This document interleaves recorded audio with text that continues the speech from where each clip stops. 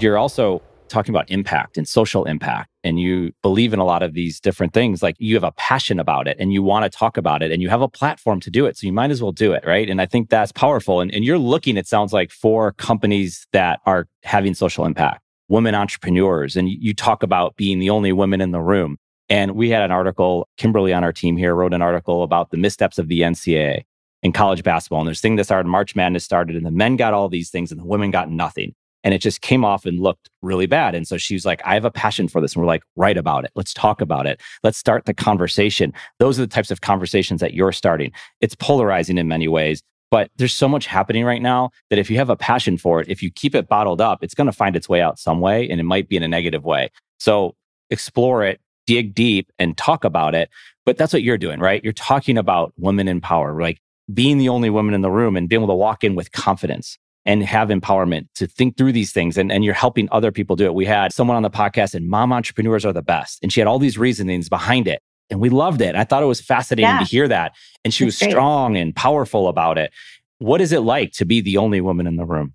I mean, I've come from male-dominated industries, right? So whether it was law, whether it was food and beverage, real estate, shipping, I mean, it's all male-dominated. And I think oftentimes my experience has been one of underestimation. One, they always think I'm younger than I am. So then they assume, I'm someone's assistant, or maybe I'm CEO's girlfriend. Like, they just don't know who I am. And so that's fine. But at the end of the day, like, you have to acknowledge like why you're even in the room with them in the first place, right? And it's usually just to get a deal done. So I just always encourage women to not be intimidated and know your stuff, right? Like, come in hard, like with your data, come in with your stats, come in with whatever information you need to be armed with to get the deal done. I'm not a fan of like identity politics. I'm big on like merit-based, right? So whether it's a man or woman, if they're the best person for the job, they should get the job.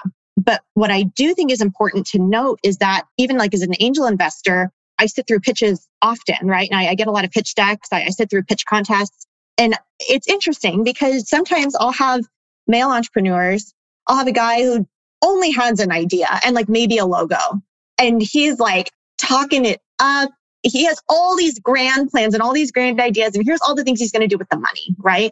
And then I will meet a female entrepreneur who she's already got proof of concept. She already has 100 subscribers to her product. Like, she's got 2 different prototypes. She's working on a patent application right now. Like, good God, she's there. She's already launched, right? And she's telling me that she's not ready to ask for funding yet because she wants to reach 500 subscribers first.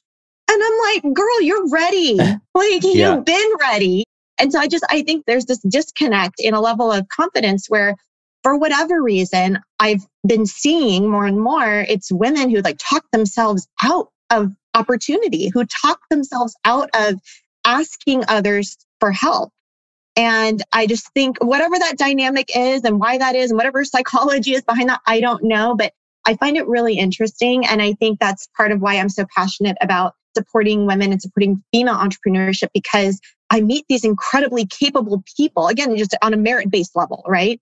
I meet these incredibly capable people who happen to be women, who happen to already be ready. I mean, they're crushing it right now, and they still feel like they're not like worthy enough. Yeah. Well, to your earlier point, it takes a village. And sometimes you don't get to meet everyone in your village. Maybe it's a book. Maybe you read Brene Brown, or whatever that is that helps you, or they come across you and you're the one that kind of like push them down that, because there is a psychology behind it. And it could go way back. The person I mentioned before, Kimberly, she wanted to be a sports journalist. Well, people said, but you're a woman, you can't do that. That doesn't work. That. And so you hear that enough times, it becomes true in your mind to say, I don't know if I can do it. Or perhaps you're like, I'm going to do it. Until you have that audacity to say, I'm going to push through that. I'm going to become a sports journalist because it's what I want to do. And enough people have told me, no, I'm going to prove them wrong. But it's more about what you want. But like you said, there's something back in there. They need support. They need help. Everybody does. But like, you're looking at it, and I've seen it too, right? On the other side, to say, why would we have this assumption about this person based on their gender, their skin color, their background, where they're from? I mean, you talked about it before, like entrepreneurs, like they immigrated this country with nothing, and they started these businesses with nothing and nothing to support it. And if something went wrong, if the weather was bad, they could go out of business that next day.